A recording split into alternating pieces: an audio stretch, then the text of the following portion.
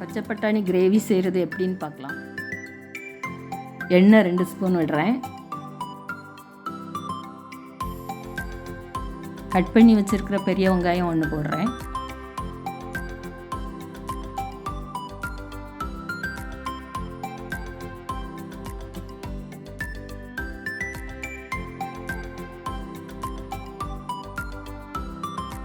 ரெண்டு பச்சை மிளகாய் போடுறேன்.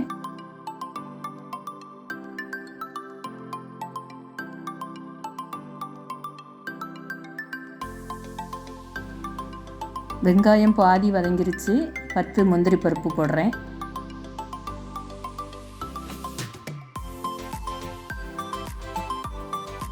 அஞ்சு பல் பூண்டு, ஒரு சின்ன பீஸ் இஞ்சி போடுறேன்.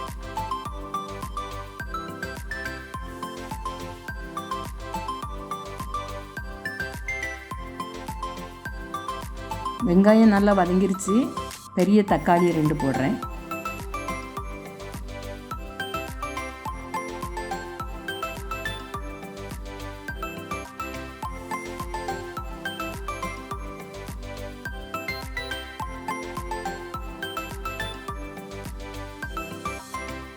தக்காளியும் நல்லா வதங்கிருச்சு. மஞ்சள் தூள் சிறிதளவு, மிளகாய்த்தூள் 1 ஸ்பூன்,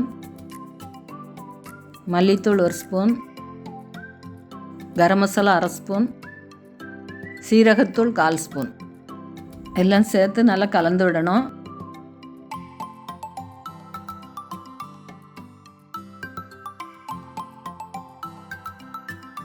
இனி எடுத்து ஆற வச்சிடலாம். மசாலா நல்லா ஆறிடுச்சு. எடுத்து மிக்ஸி ஜாரில் போட்டு அரைச்சிக்கலாம். இனி பட்டாணி கிரேவி செய்ய ஆரம்பிக்கலாம். 2 ஸ்பூன் எண்ணெய் விடுறேன். எண்ணெய் காஞ்சிருச்சு. 1/4 ஸ்பூன் சீரகம் போடுறேன்.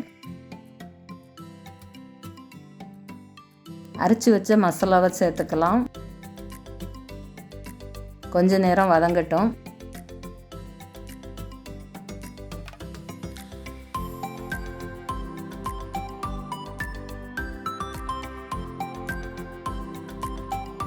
ஒரு கப் பச்சை பட்டாணி போடுறேன்.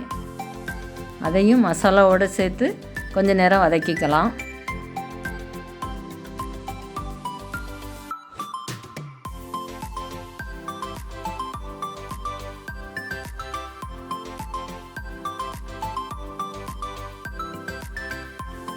தேவையான அளவு தண்ணீர் ஊற்றுறேன்.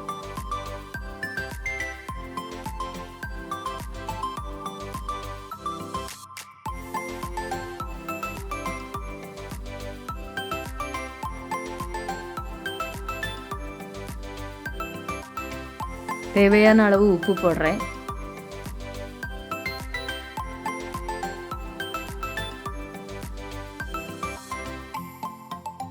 நல்லா கொதிச்சு வந்துருச்சு. பட்டாணி வேகிறதுக்கு ஒரு 10 நிமிஷம் மூடி வச்சிடலாம். ஸ்டவ் சிம்மில் இருக்கட்டும். 10 நிமிஷம் ஆச்சு. திறந்து பார்த்துடலாம்.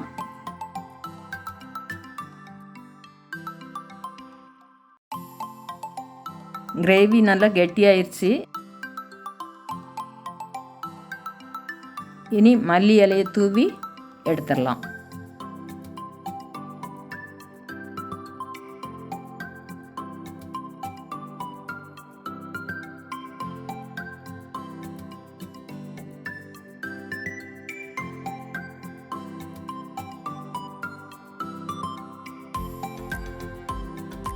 டேஸ்டியான பச்சை பட்டாணி கிரேவி ரெடி.